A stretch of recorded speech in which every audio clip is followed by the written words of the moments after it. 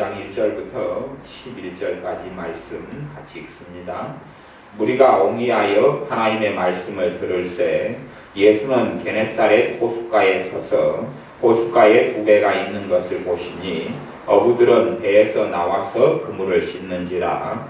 예수께서 한 배에 오르시니 그 배는 시몬의 배라. 육지에서 조금 뛰기를 청하시고 앉으사 배에서 무리를 가르치시더니 말씀을 마치시고 시몬에게 이르시되 깊은 데로 가서 그물을 내려 고기를 잡으라.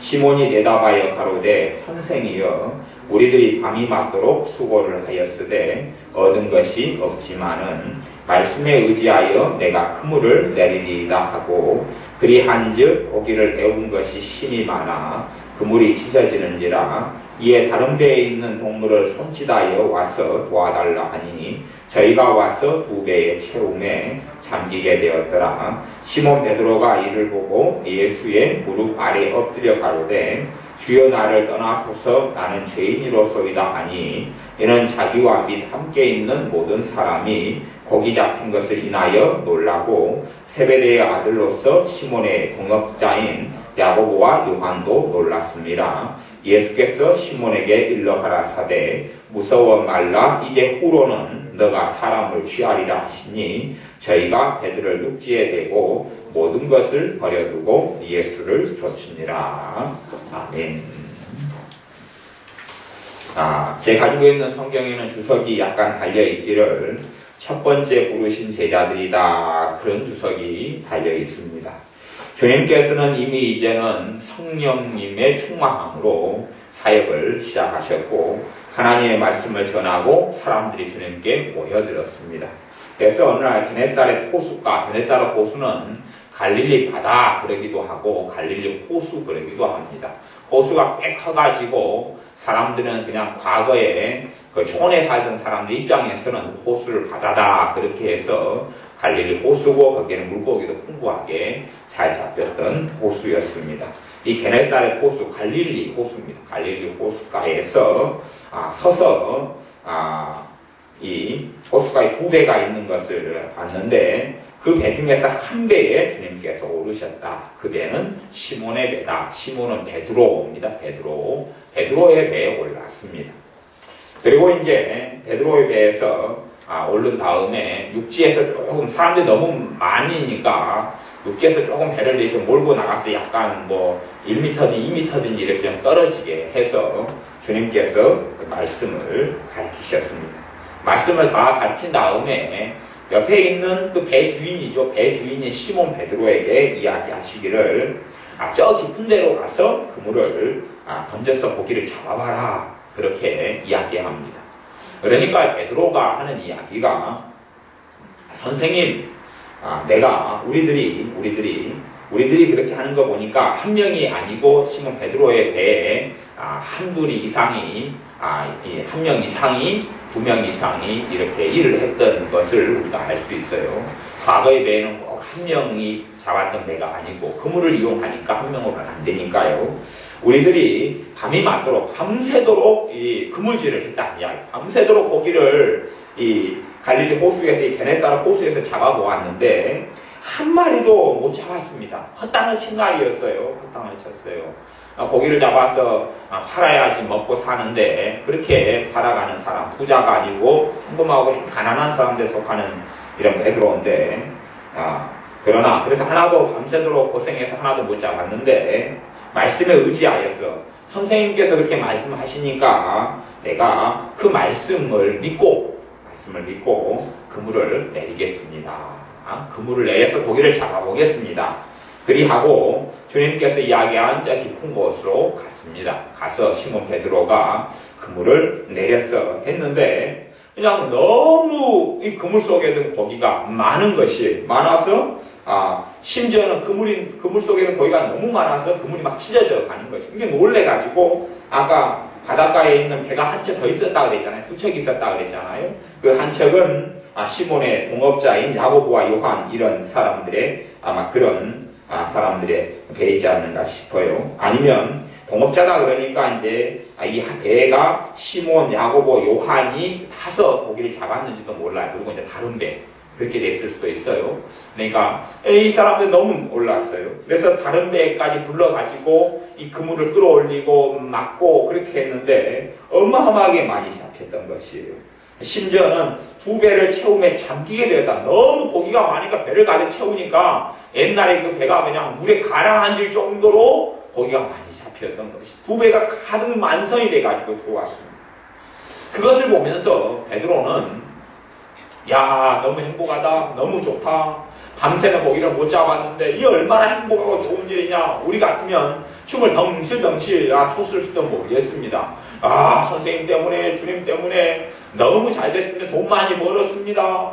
야, 한 마리도 밤새도록 못 잡아서 내 애들, 내 가족, 내 아내 굶을 걸 줄 알았는데, 내 장모님도 또 모시고 살고 막 그렇게 굶을 줄 알았는데, 아, 주님 때문에 잘 됐습니다. 고맙습니다. 그럴 줄 알았는데 베드로는 그렇게 안 합니다. 안 하고 5장 8절에 보면 시몬 베드로가 이것을 보고 예수님의 무릎 앞에 엎드려 가로되 주여 나를 떠나소서 나는 죄인이로소이다.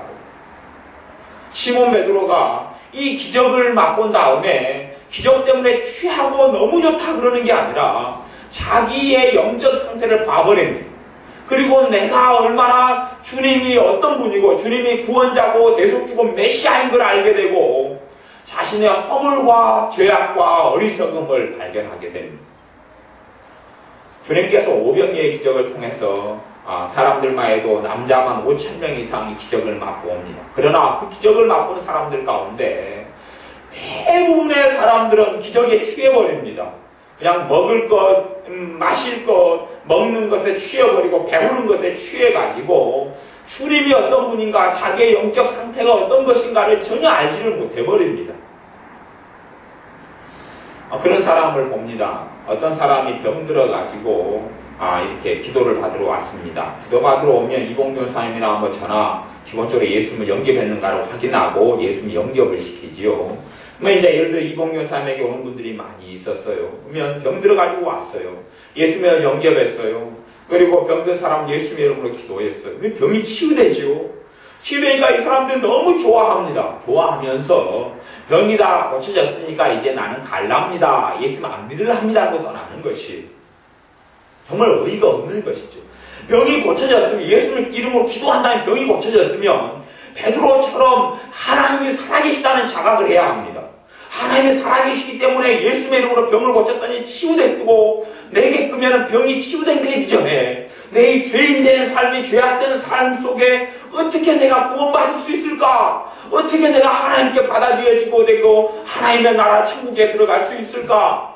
라고 오히려 탄식하고 놀래야 됩니다. 근데 기적을 맛본 다음에 사람들은 안 그럽니다. 안 그래요.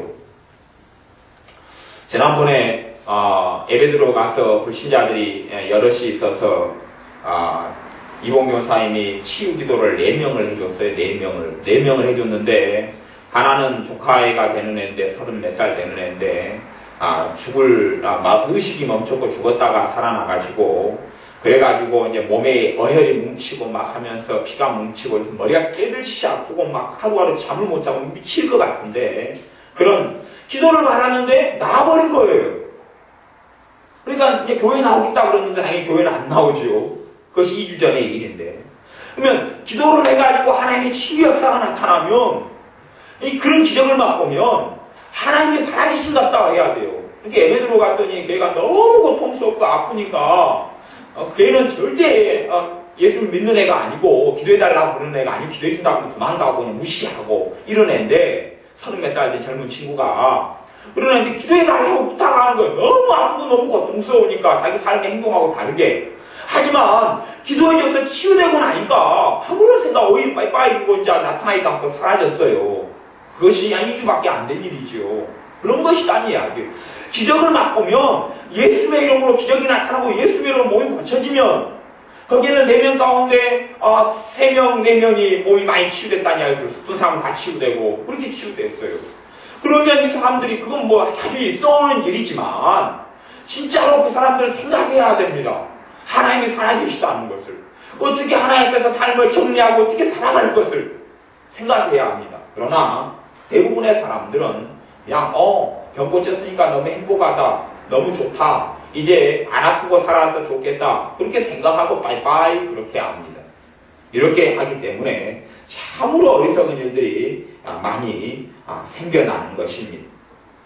그 다음에 중풍병이나 문둥병을 고치는 것이 12절부터 이 14절까지 이렇게 나오지만 주님께서 이런 문둥병자 10명을 고쳐줘서 10명이 걸어가다가 주님께서 어디로 가라 시킨 대로 율법에 행한 대로 그렇게 해봐라 그렇게 하면서 치유 기도를 하면서 보냈습니다.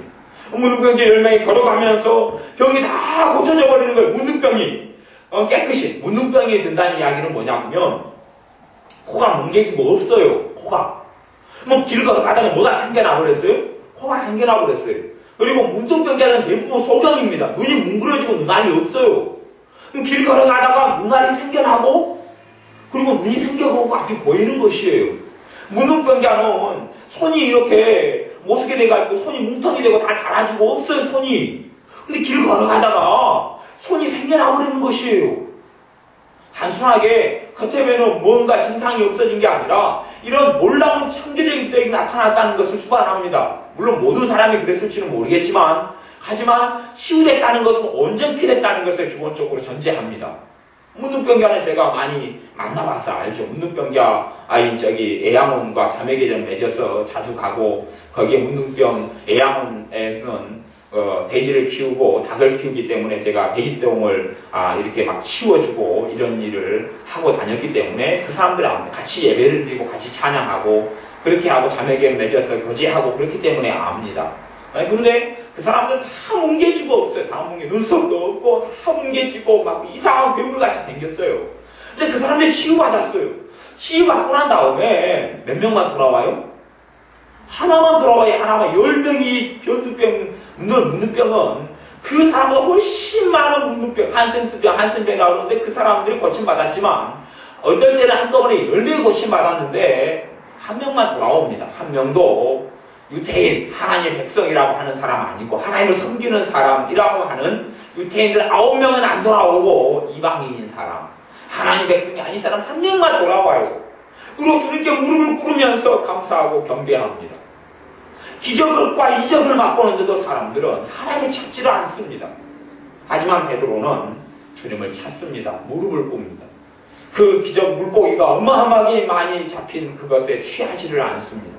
그리고 무릎을 꿇으면서 내가 주여 나를 떠나소서. 그 앞에는 5절에서는 선생이여 그랬습니다. 선생이여 그러다가 기적과 이적을 맛보고 이분이 누구인 줄 압니다. 그래서 주여 그럽니다. 주여, 주님 나를 떠나소서. 나는 죄인이로소이다. 이렇게 합니다.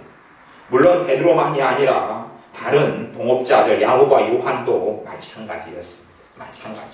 마찬가지였기 때문에 주님을 따라서 11절에 보면 저희가 그들이 배들을 육지에 대고 모든 것을 버려두고 예수님을 쫓았다 그럽니다. 이게 지금의 우리 신자들의 삶하고는 상상이 사실은 안 되는 것입니다. 배를 내버려두고 가정을 내버려두고 주님을 따랐습니다. 지금은 이제 이렇게 따를 만한 육신을 입고 오신 예수님이 이 땅에 안 계시고 성령님이 이 땅에 계시고 우리 주님께서는 이 육신으로 부활 승천하셔서 하나님 보좌 우편에 계시고 우리를 위해서 중보하시기 때문에 애가 육신의 눈으로 보고 따를 만한 주님은 없기 때문에 이런 삶하고는 좀 다를 겁니다. 그러나 우리가 본질적으로 기억해야 되는 것은 주님을 따랐는데 이것을 제자들이다. 이 사람들을 제자들이다 라고 이야기하고 제자들. 당시의 시대 상황은 지금보다 좀 다른 양상이고 삶이었기 때문에 이 제자들은 스승을 따르는 것이 당연한 일이었습니다. 스승을 따르고 스승과 함께 먹고 스승과 함께 마시고 헬라 문화 같은 것도 그렇습니다.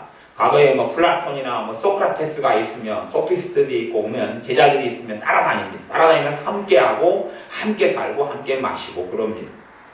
그래서 주님과 제자들이 주님과 이 베드로나 야고보나 요한이 스승과 제자가 됩니다. 그리고 주님으로 믿고 제자가 돼서 따르면서 함께 먹고 마시고 삶을 함께하고 그리고 배웁니다. 이러한 삶을 3년이 넘게 합니다. 그리고 3년이 넘게 한 다음에 주님께서 뭘 원하시고 뭘 뜻하시고 주님의 방식이 무엇이고 무슨 가치관과 무슨 뜻을 가지고 계시고 어떻게 행하셨는가를 다 습득하고 배우고 그리고 다시금 베드로 같은 경우도 가정으로 돌아갑니다. 그리고 다시 아내와 함께 살고 아내와 함께 복음을 전하는 최전선에 뛰어듭니다. 물론 다른 사도들도 마찬가지였습니다.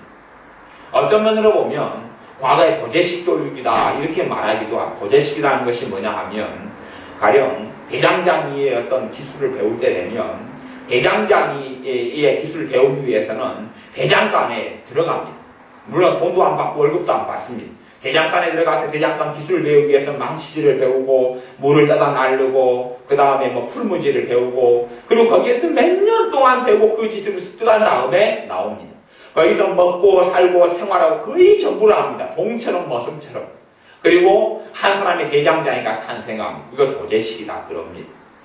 이렇게 세상 기술을 배우는데도 모든 것을 버려두고 배웠던 것이지요. 진짜 기술을 배우기 위해서는 가정도 이럴 땐 뒤로 좀 놔두고 그 다음에 자식도 뒤로 좀 놔두고 아내도 좀 뒤로 좀 놔두고 부모 형제까지도 뒤로 좀 밀어두고 거기에가 전적으로 마음을 다해 투자했던 것입니다. 그렇게 했는 것처럼 참으로 어떤 세상의 기술은 아니지만 주님과 함께 살아가고 주님을 위해 살아가고 주님의 사람으로 살아가기 위해서는 그렇게 모든 걸 투자하고 쏟았던 삶을 제 아들이 살아갔고 주님이 그걸 원하셨습니다. 주님이 그걸 원하셔서 이 말씀 말고는 다른 데서는 나를 따라오너라 라고 주님께서 요구하셨고 그 요구에 제자들이 모든 것을 버려두고 예수님을 쫓았다. 모든 것 나는 배, 가족, 형제, 남편, 아내, 또 자식들이 다 포함된 모든 걸 버려두고 주님을 따릅니다. 누구로서요? 제자로서 그렇게 합니다. 지금의 교회가 사실은 많이 문제가 있고 또 많이 진정한 신앙 안에서 자라지 못하는 가장 큰 이유가 여러 개 있는데 그 중에 하나를 꼽자면 교회 안에 스승도 없고 제자도 없기 때문에 그렇습니다. 자기 위에는 하나님밖에 없어서 배우려 하지도 않고 제자가 되려 하지도 않기 때문에 그렇습니다. 영적인 아비도 없고 영적인 자식도 없기 때문에 그렇습니다. 교회 속에서는 영적인 아비가 있어야 되고 영적인 자식이 있어야 되고 스승이 있어야 되고 제자가 있어야 됩니다. 그리스도 안에 일만 스승이 있다. 그리고 그리스도 안에서 아비가 있다고 이야기합니다. 그런데 아무도 배우려 하지 않습니다. 물론 요즘 세상은 세태가 아주 안 좋아져서 부모에게 듣고 배우고 부모에게 순종하지도 않으려는 세상입니다. 또 학교에 가도 학교 선생님들을 스승으로 여기고 아니면 학교 선생님들이 이 자기에게 배우는 학생들을 제자로 여기는 선생님도 찾기가 어렵습니다. 그런데 학교 관계에서도 말만 선생님, 말만 제자일 뿐이지 진짜 제자와 진짜 스승은 없는 것이죠. 그러나 교회에는 그것이 있어야 된다고 말씀하는 것. 교회 안에는. 그래서 주님께서 최종적으로 하신 이러한 말씀에도 보면 너희가 모든 족속으로 제자를 삼아야 된다고 이야기합니다. 사람들에게 내가 가르친 것을 가르치고 전하고 그들을 제자로 삼아라. 그 명령에 순종해서 어떤 요한 이서의 주인공인 어떤 부녀는 많은 사람들 제자로 삼습니다. 또한 사도 바울도 무수히 많은 사람을 제자로 삼고 디도를 제자로 삼고 디모데를 제자로 삼고 제자로 삼습니다. 사실은 어떤 사람이 예수를 믿는데 믿음이 안 자라가고 성장하지 않는 이유가 그렇습니다. 그 사람은 자식을 낳지 않기 때문에 그래요. 그 자식은 영적인 자식을 이야기하는 것입니다. 영적인 자식. 전도 이야기를 하는 것이 아닙니다. 내가 믿음이 자라고 예수님을 안 다음에 내가 나보다 더 믿음이 어린 사람들에게 믿음을 가르쳐야 된다는 이야기입니다. 내가 기도 생활을 배우면서 지식을 이야기하는 게 아니고 하나님과 관계는 지식을 이야기하는 것이 아닙니다. 지식이 아니라 내가 하나님을 아는 믿음, 내 기도 생활, 내가 하는 금식 생활, 내가 하나님을 섬기는 것 이런 것들을 하나님을 어떻게 섬길 때 하나님이 기뻐하시고 좋아하시더라 이런 것을 이야기하고 가르쳐야 되는 것이지요. 그러면 교회 안에서도 이야기해도 그런 이야기는 안 합니다. 그러니까 교회가 도떼기 시장하고 크게 차이점이 없다 하는 이야기지요.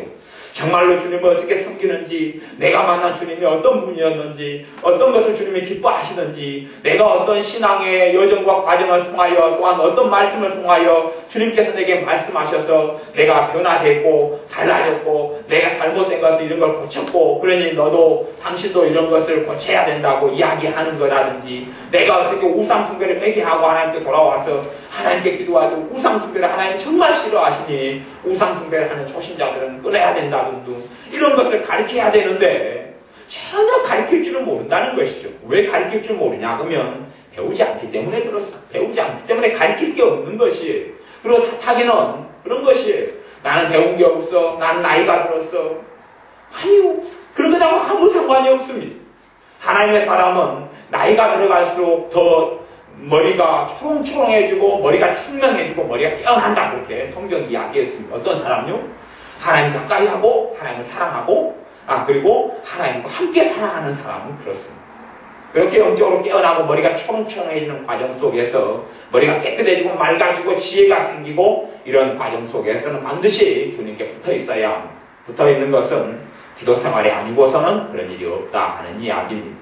항상 하나님께 기도하기를 멈추지 않았던 모세 같은 하나님의 사람은 120살까지 살았는데 120살이 되어져서 젊은 사람하고 똑같았다고 오히려 젊은 사람보다 더 똥똥하고 똑똑하고 지혜롭고 그래서 잠언 같은 데도 하나님의 사람들에 대해서 이야기하기를 하나님의 사람은 나이 들어가면 누구보다도 지혜롭다. 하나님의 사람은 나이 들어가면 그런 사람은 장로가 된다 그러는데 나이가 들어가면 하나님의 지혜를 가지고 있어서 이 나이 들어가서 백발을 가진 사람들 너희는 이 하나님의 사람들로서 백발을 가진 사람들을 존경하고 공경하고 그들에게 지혜를 배우라 그렇게 이야기합니다.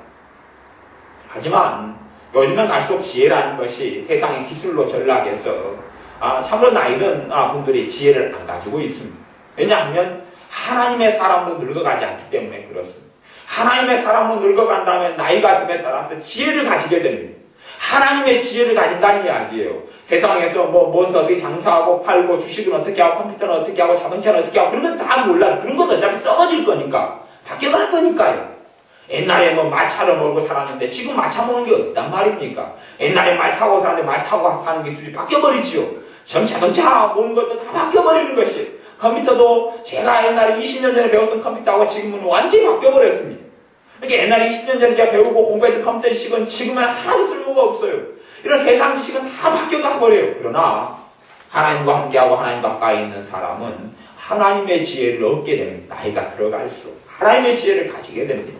나는 배운 게 없어서 미련해져 멍청해져 바보 같아 나는 몰라 그렇게 되지 않습니다. 왜냐하면 하나님과 가까이 있기 때문에 하나님께 배우기 때문에 그렇습니다. 세상의 선생님은 똑똑한 사람에게는 쉽게 가르치고 어리석은 사람에게는 가르치기가 어려울 겁니다. 그러나 하나님께서는 전능하신 아버지이시기 때문에 나이가 드나 젊으나 미련하나 다 잘 가르치실 수가 있습니다. 누구에게 배우면요? 하나님께 배우면. 그래서 성경에는 하나님께 배우라. 너희에게 찾아오신 그 성령 하나님께 너희가 배우라. 성령 하나님께 너희가 배워야 한다. 라고 이야기하고 있습니다. 그래서 참된 하나님의 사람은 이 땅에 살면서 주님의 제자로서 살아가는 사람입니다. 모든 것을 버려두고 주님을 따르는 사람입니다. 그것을 주님이 요구하시고 원하십니다. 또한 교회 속에서 제자 삼는 삶을 원하십니다. 자식을 키워본 사람이 그런 심정을 안다고 이야기하듯이 신앙 속에서는 신앙의 자식을 꼭 키워봐야 됩니다. 신앙의 자식. 신앙의 자식을 키워봐야지 그 사람이 어른이 되는 것이 믿음의 어른이 되는 것이 저 집사님은 아직 기도 생활을 할 줄 모르네. 내가 지금까지 신앙생활 5년하고 10년 한 동안에 내가 했던 기도 생활의 연륜, 기도 생활의 경험, 어떻게 하면 기도 생활을 잘하게 할 수 있는, 잘하게 될 수 있는 그것은 공부해가지고 배우는 게 아니잖아. 실제로 기도 생활을 해봐야지만 배우고 아는 것입니다. 그건 어디 책에 있는 것이 아닙니다. 그렇게 된 기도 생활을 가르쳐 줄 수 있어야 됩니다. 또 성경에 있어서도 내가 하나님을 믿고 만나는데 젊은 사람들처럼 성경을 보지 못하고 알지 못해도 말씀을 어떻게 내가 마음속에 담아두고 말씀을 통하여 어떻게 하나님께 응답받고 하나님의 축복을 내가 어떻게 받고 하는 하나님과의 경험들이 많이 있어야 됩니다. 진짜 하나님을 사랑하는 신앙 속에 살아간다면 그것으로 가르칠 것들이 존재한다는 이야기. 그래서 나보다 믿음이 약한 사람이 나는 10년 동안의 믿음이 조금 자라왔으면 저 사람은 인자 믿어도 내가 빨리 가르쳐줘가지고 빨리 예수를 믿는 믿음이 강해지고 주님의 은혜를 받고 축복을 받고 사랑을 받고 살아갈 수 있는 이런 비결들과 방법들이 이런 지혜들이 있어야 한다는 이야기입니다. 그렇게 하고 그것을 가르치고 가르치는 사람, 가르치는 받는 사람, 가르치는 사람 이 관계가 스승과 제자와의 관계가 됩니다. 이런 것이 교회 안에 있어야 되고 교회가 그렇게 이루어져야 된다. 교회 안에 스승과 제자, 교회 안에 영적 아버지, 영적 어머니와 영적 자녀들, 나이하고는 아무 상관이 없이 이렇게 되어져서 영적 자녀들은 아비에게서 계속하여 배우고 계속하여 배워서 자라가면서 자기도 영적인 자식을 낳고 믿음에 약한 사람들을 가리키고 성장하고 이것을 이 사람들은 주님께 배운 사람들입니다. 그래서 주님께서 이 제자들에 대해서 무서워 말라 이제후로는 너가 사람을 취하리라. 다른 복음서에는 사람을 낚는 어부가 되리라 그랬습니다. 너가 지금까지 물고기를 낚는 어부로 살아왔는데 이제는 사람을 낚는 어부가 되라. 사람을 불러가지고 주님의 사람으로 만들고 그들을 가리키고 양육하고 성장시키고 이렇게 하는데 우리가 쓰임받아야 되고 그렇게 살아가야 됩니다. 그래서 제자를 반드시 낳는 삶 속에 들어가야 됩니다. 영적 자녀를 낳고 아니면 나보다 믿음이 약한 사람들을 가르칠 수 있어야 됩니다. 무엇을 가르칠 수 있어야 됩니다. 내가 신앙생활을 3년 했으면 뭔가가 배우고 내가 만난 하나님, 내가 섬기는 하나님에 대한 뭔가를 가지고 있을 것 아닙니까? 그것을 가르칠 수 있어야 한다는 이야기입니다. 누군가에게는 나보다 늦게 믿은 사람, 나보다 모르는 사람에 가르칠 때에 하나님이 나를 축복해 주셔서 내 머리를 튀게 하시고 나를 더 깊은 신앙의 세계 속에 은혜의 세계 속에 인도해 가시는 것입니다. 이것이 주님께서 하늘에 올라가시면서 내가 다시 오리라 하고 하늘에 올라가시면서 내가 다시 재림하리라 다시 오리라 심판하러 다시 오리라 말씀하시고 올라가시면서 우리에게 마지막으로 부탁했던 말씀이 됩니다. 그 말씀이 너희는 내가 가르친 것을 배워서 그걸 가르쳐주고 내가 살았던 삶을 너희들이 살면서 그러한 삶을 살도록 제자를 너희가 키워야 된다 말씀하는 겁니다. 이 현대의 삶 속에는 어떤 셀교회도 있고 제자훈련도 있지만 진짜 제자훈련도 어떤 면에서는 공부식으로 많이 변해가 버렸고 진짜 제자를 가리키고 양육하는 것은 거의 사라져버렸다 그렇게 말할 수가 있어요. 그렇기 때문에 사실은 교회가 병들어가고 교회가 누가 높고 누가 낮고 이런 악유다툼이 벌어지는 겁니다. 제가 젊었을 때는 선교단체에서 있었는데 제가 있던 선교단체는 이 나이가 1살 터울, 2살 터울밖에 안 돼도 영적인 아비와 자식의 관계였습니다. 그렇기 때문에 전혀 질투도 없고 시기도 없고 싸움도 없었습니다. 왜냐하면 1살 많고 2살 많은데도 아버지예요. 아버지 그 사람이 나를 영적으로 지도하는 아버지예요. 그러니까 만나면 나보다 1살하고 2살밖에 안 많은데 내 아버지 저 사람이. 이게 내 영적인 아버지도 있었어요. 송호영이라는 순장님이 있었어요. 그 사람이 내 영적인 아버지였어요. 물론 그 사람보다 이제 내가 신앙이 연배가 높고 나이는 그 양반이 더 많은데도 내가 더 많이 알고 그래서 더 많은 걸 배우지는 못해도 그 선교단체의 관계 자체가 영적인 아비와 자식이 되기 때문에 그래도 계속하여 나보다 늦게 신앙생활을 했고 모르지만 배우려고 하게 됩니다. 배우려고 애쓰고 근데 높아지고 교만할 여지들이 별로 없는 것이에요. 그래서 누구를 이제 낳아요. 저도 이제 학년이 되고 선교단체에서 한 해가 더 지나면서는 저도 자식을 낳으면 저도 아버지가 됐습니다.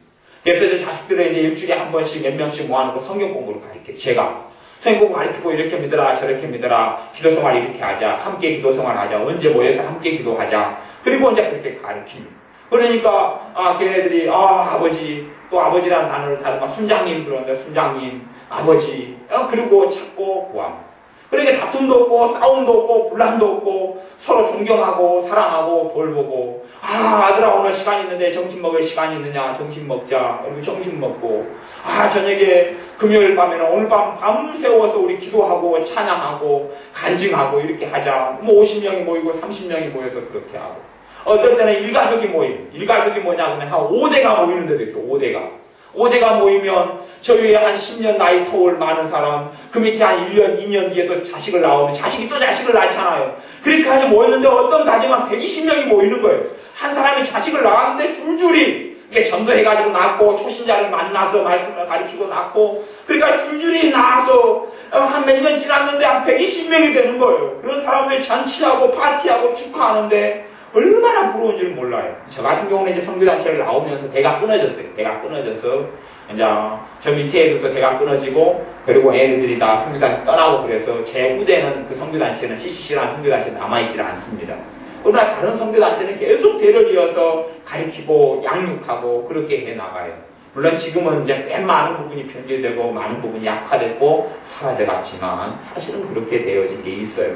그런데 이것보다 더 이상적인 것이, 더 아름다운 것이 교회 안에 이루어져야 되고, 주님께서 그 모습을 지금 보여주신 장면이 누가복음 5장의 장면이에요. 제자를 삼아가지고 이들을 데리고 떠납니다. 모든 걸 버려두고 이 관계 속에 올인합니다. 여기에 마음을 쏟고 시간을 투자하고, 우리 주님도 다른 사역이 굉장히 많고 병도 치유하고 말씀 가르치는데, 그럼에도 불구하고 최우선적인 주님의 일이 12명의 제자를 데려다가 함께 밥 먹고 생활하고 이들을 가르치고 이들을 권면하고 사랑하고 책망하고 병책하고 꾸짖고 야단치고 또다시 사랑하고 또 가르치고 함께 먹고 이리 가면서 이 일을 한번 해봐라 그러고, 이렇게 해가지고 3년이 넘는 시간을 12명과 함께 보내면서 그 중에 하나는 주님을 배신하고 떠나고 11명만 남아서 하나님의 나라가 시작되고 발전되는데 지금의 교회가 된 겁니다. 주님의 제자 11명이, 비천하고 낮은 11명이 번쩍하고 지금의 전 세계에 주님의 복음이 퍼져 있는 이런 교회가 되어진 겁니다. 그렇게 주님의 제자 11명의 모든 걸 주님이 쏟았기 때문에 그렇습니다. 우리도 사실은 그렇게 내가 그렇게 사람을, 제자를 양육하는 꿈과 비전을 가져야 됩니다. 우리가 진짜 꿈은 무엇이냐? 제자를 낳는 것이 진짜 꿈입니다. 왜냐하면 주님께서 주님을 따르는 모든 신자들에게 주신 사명이기 때문에 그렇습니다. 제자를 낳는 것이 우리의 진짜 꿈이고 진짜 비전입니다. 엄청 큰 교회를 짓는다, 아니면 큰 부흥하는 교회를 한다, 유명해진다, 사회에서 성공한다, 직장에 성공한다, 아니면 요리사를 성공해서 레스토랑을 만든다, 그런 이야기가 아닙니다. 어떤 요리사는 요리를 잘해, 요리를 잘하는데 그 사람의 꿈은 요리를 통해서 제자를 키우는 것이에요. 이게 참 요리라는 것도 어쨌든 도제식 교육에 많이 포함됩니다. 도제식 교육. 그 요리사에게 밑에 들어가서 정말 전문 요리사에게는 배우죠. 계속 배워요. 배우고 이거 하면 팥 썰으라고 팥 썰고 이렇게 가리키고 대체라. 너네 이제 실력이 됐으니까 이제는 이런 국자를 만들 수 있는 실력이 됐다. 너네 이제 실력이 상승했으니까 이제는 칼질 한번 해봐라. 그래가지고 사실 요리사도 올라갑니다. 이게 옛날의 요리는 사실 그걸 배우려면 그 스승에게 목을 매야지 배웠던 겁니다. 요즘 학원에 가르쳐주고 어쩌고 해서 스승과 제자의 관계가 많이 요리도 깨져버렸지만 옛날은 사실은 안 그랬고, 진짜 실력을 가진 사람들은 안 그럽니다. 지금도 진짜 실력을 가진 사람들은 몇 명만 자기가 제자로 삼습니다. 우리 판소리 같은 거나 음악도 마찬가지죠. 제자로 삼아가지고 몇 명만 양성하고 키웁니다. 물론 우리는 더 많이 키워야겠지만 우리가 한꺼번에 많은 사람을 알 수 없고 한동 2명, 3명, 4명, 5명, 6명 아니면 많을 때 12명 정도밖에 안 되는 것이 그런 한계들이에요. 그런 한계들. 하지만 그렇게 제자를 키워요. 그러니까 한 유명한 요리사가 요리를 실력이 탁월한데 그걸 이용해서 요리생들을 모으면서 요리생들을 누구로 삼아요? 자기 제자로 삼아요. 하지만 요리의 제자와 더불어서 더 중요한 주님의 제자로 삼기 시작해요. 주님의 제자로. 자기의 비전들, 요리의 비결들을 가지고 있으면서 그것을 가리키면서 주님의 복음을 전하고 말씀을 가리키고 신앙의 양육을 시키기 시작해요. 그들이 자식을 낳아요. 그리고 그 사람은 그 꿈을 가지고 있는 것이, 그 꿈을 가지고 있어요. 그리고 몇 년이 지나면서 요리계에 있어서는 그 사람의 영적 제자들, 그러니까 요리사를 낳았는데 요리를 가르쳤는데 자기 시작이 몇 년 지나니까 선교사로 가기 시작해요. 요리해가지고 요리 학원을 차리거나 요리사가 되거나 해야 되는데 말씀으로 충만해지고 말씀으로 가르친 거 아니에요. 이 사람은 계속 요리사로 남아있는데 이 제자들은 선교사로 가요. 헌신해가지고.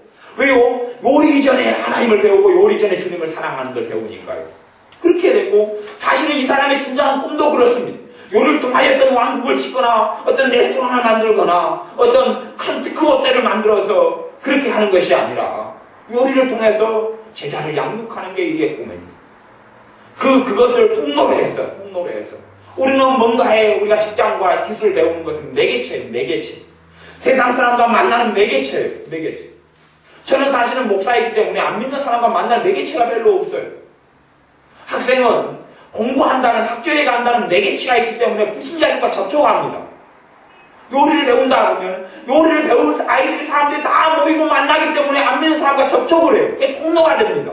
우리가 어떤 기술을 배우고 어떤 자리에 들어가는 것은 그게 매개체가 되어져서 주님의 증인이 그 자리에 되려고 들어가는 것이지. 그러지. 그걸 통해 내가 성공하고 내가 먹고 살고 내가 잘 살고 재미나게 살기 위해서 어떤 기술과 어떤 자리에 들어가는 결코 아닙니다. 나는 누구냐 하면 나는 주님의 제자이기 때문에 그렇습니다. 주님의 제자로서 제자를 키우는 사명 속에 부르심받았고 그 자리에 들어가는 것입니다.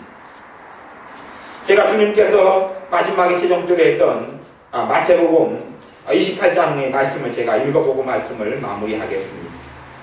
28장 18절부터 그렇습니다. 예수께서 나와 일러 가라사대 하늘과 땅의 모든 권세를 내게 주셨으니 그러므로 너희는 가서 모든 족속으로 제자를 삼아 아버지와 아들과 성령의 이름으로 세례를 주고, 세례를 준다는 이야기는 참으로 진짜 믿는 신자, 공적인 신자, 신앙 고백할 수 있는 이런 기본적인 신자로 일단은 세워라. 그것이 세례의 의미고, 20절 내가 너희에게 공부한 모든 것을 가르쳐 지키게 해라.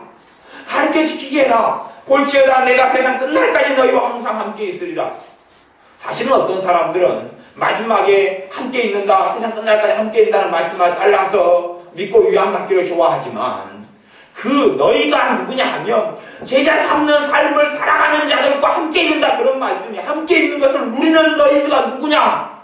제자 삼는 삶에 헌신하고 그 부르심 속에 살아가는 자에게. 그래서 제자 삼는 사람은 제자를 양육하고 키우고 살아서 그 다음에 세례받는 공적인 신앙까지도 가게 하고, 그리고 넘어서서 믿음의 양육, 내가 가르쳐 공부한 모든 것, 주님한테 배운 모든 것을 이제 전수하는 것이, 그것이 신자의 삶의 꿈이고 비전이고 목표입니다.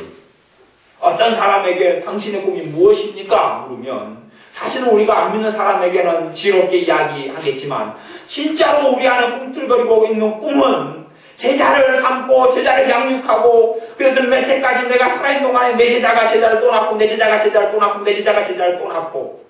그러니 우리가 성경 공부를 주중에 하고 있지만 신약 성경에 가만히 살펴보면 스승과 제자, 아비와 자식의 관계만 쭉 있는 것이에요. 이게 사도 요한의 편지 보낼 때 내 자녀들아, 사랑하는 자녀들아, 내 아이들아, 그렇게 편지를 보내고 있는 것이에요. 왜요? 자기가 주님의 말씀에 충성해서 주님의 말씀대로 노년이 될 때까지. 이게 사도 요한은 노년이 몇 살이냐 그러면 거의 100살이 되는 이런 지경에까지 제자를 낳고 살았기 때문에 그래요. 80몇 살, 90몇 살에도 낳아가지고 그 사람들이 편지를 보내는 것이에요. 내 사랑하는 자녀들아, 잘 살고 있느냐? 너희가 믿음을 잘 지키고 있느냐? 너희의 소식을 들어보니까 너희가 믿음 생활하고 하나님을 섬기는데 뭐가 좀 부족하다. 이 부분에 있어서 너희가 좀 더 분발해라. 이런 것을 가리키는 편지들을 보내고 있는 것입니다. 이런 관계가 신약 성경에 있는 대부분의 관계, 교회가 잃고 있는 것입니다. 잃고 있는 것. 어쩌면 제자 훈련, 옥하는 목사님, 사랑하는 교회가 제자 훈련 좀 살려내긴 했지만, 그러지만 아직 지금은 이제 저 많은 관계의 지식화, 정보화로 많이 변해가면서 진짜 제자와 스승, 진짜 영적 아비와 부모와 자식의 관계가 이루어지는데, 사실은 교회는 그렇게 해서 하나가 되는 것입니다. 서로 하나 되는 것이, 서로 동등하고 서로 인격적으로 동등하다, 이런 하나가 아니에요. 사실은 교회가 하나 되는 것은 가족이 되는 것이, 영적 가족이 되는 것이 하나예요. 그래서 이 가족이 되니까 형제가 되고 자매가 되는 것이에요. 가족이 되고 형제가 자매가 되면 그 속에서 누가 있어요? 스승이 있고 아비가 있고 자녀가 있고 손주가 있고 증손주가 있기 때문에 그래요. 너희는 하나님의 권속이다, 하나님의 가족이다, 그러는 것이에요.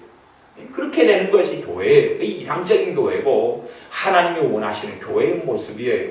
그리고 우리의 삶이 어찌되었든 간에 내가 있는 자리에서 제자로서 삶을 살아가요. 제자로서 삶은 뭐냐? 제자를 낳고 제자를 세우고 제자를 양육하는 자의 부르심 속에 들어가는 것이, 우리들이 모두 다 이런 꿈을 꾸시기를 바랍니다. 기도하겠습니다. 아버지 하나님, 제자를 낳고 키우고 가르치는 이 꿈을 우리가 꾸게 하여 주옵소서.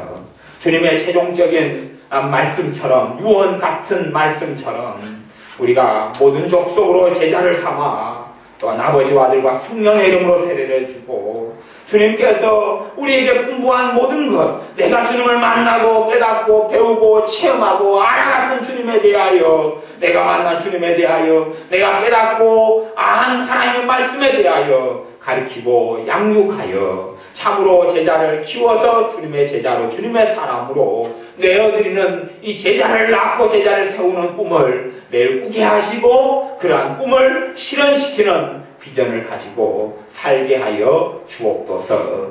예수님의 이름으로 기도하옵나이다. 아멘. 기도합니다.